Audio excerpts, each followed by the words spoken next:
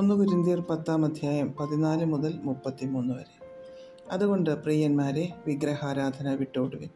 നിങ്ങൾ വിവേകികൾ എന്ന് വെച്ച് ഞാൻ പറയുന്നത് വിവേചിപ്പീൻ. നാം അനുഗ്രഹിക്കുന്ന അനുഗ്രഹപാത്രം ക്രിസ്തുവിൻ്റെ രക്തത്തിൻ്റെ കൂട്ടായ്മയല്ലയോ? നാം നുറുക്കുന്ന അപ്പം ക്രിസ്തുവിൻ്റെ ശരീരത്തിൻ്റെ കൂട്ടായ്മയല്ലയോ? അപ്പം ഒന്നാകൊണ്ട് പലരായ നാം ഒരു ശരീരമാകുന്നു.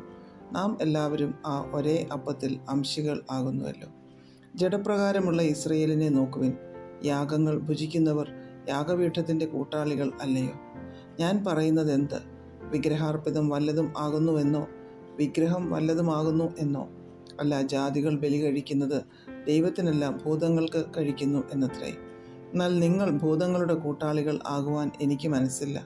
നിങ്ങൾക്ക് കർത്താവിൻ്റെ പാനപാത്രവും ഭൂതങ്ങളുടെ പാനപാത്രവും കുടിപ്പാൻ പാടില്ല. നിങ്ങൾക്ക് കർത്താവിൻ്റെ മേശയിലും ഭൂതങ്ങളുടെ മേശയിലും അംശികൾ ആകുവാനും പാടില്ല.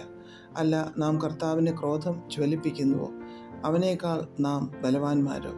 സകലത്തിനും എനിക്ക് കർത്തവ്യമുണ്ട് എങ്കിലും സകലവും പ്രയോജനമുള്ളതല്ല. സകലത്തിനും എനിക്ക് കർത്തവ്യമുണ്ട് എങ്കിലും സകലവും ആത്മീയ വർധന വരുത്തുന്നില്ല. ഓരോരുത്തൻ സ്വന്തം ഗുണമല്ല, മറ്റുള്ളവൻ്റെ ഗുണം അന്വേഷിക്കട്ടെ. അങ്ങാടിയിൽ വിൽക്കുന്നത് എന്തെങ്കിലും മനസാക്ഷി നിമിത്തം ഒന്നും അന്വേഷണം കഴിക്കാതെ തിന്നുവിൻ. ഭൂമിയും അതിൻ്റെ പൂർണ്ണതയും കർത്താവിനുള്ളതല്ലോ. അവിശ്വാസികളിൽ ഒരുവൻ നിങ്ങളെ ക്ഷണിച്ചാൽ നിങ്ങൾക്ക് പോകുവാൻ മനസ്സുണ്ടെങ്കിൽ നിങ്ങളുടെ മുൻപിൽ വിളമ്പുന്നത് എന്തായാലും മനസാക്ഷി നിമിത്തം ഒന്നും അന്വേഷിക്കാതെ തിന്നുവിൻ. എങ്കിലും ഒരുവൻ ഇത് വിഗ്രഹാർപ്പിതം എന്ന് നിങ്ങളോട് പറഞ്ഞാൽ ആ അറിയിച്ചവൻ നിമിത്തവും മനസാക്ഷി നിമിത്തവും തിന്നരുത്. മനസാക്ഷി എന്ന് ഞാൻ പറയുന്നത് തൻ്റേതല്ല, മറ്റവൻ്റേതത്രേ. എൻ്റെ സ്വാതന്ത്ര്യം അന്യ മനസാക്ഷിയാൽ വിധിക്കപ്പെടുന്നത് എന്തിന്? നന്ദിയോടെ അനുഭവിച്ച് സ്തോത്രം ചെയ്ത സാധനം നിമിത്തം ഞാൻ ദുഷിക്കപ്പെടുന്നത് എന്തിന്? ആകയാൽ നിങ്ങൾ തിന്നാലും കുടിച്ചാലും എന്തു ചെയ്താലും എല്ലാം ദൈവത്തിൻ്റെ മഹത്വത്തിനായി ചെയ്യുവിൻ. യഹൂദന്മാർക്കും യവനന്മാർക്കും ദൈവസഭയ്ക്കും ഇടർച്ചയല്ലാത്തവരാകുവിൻ.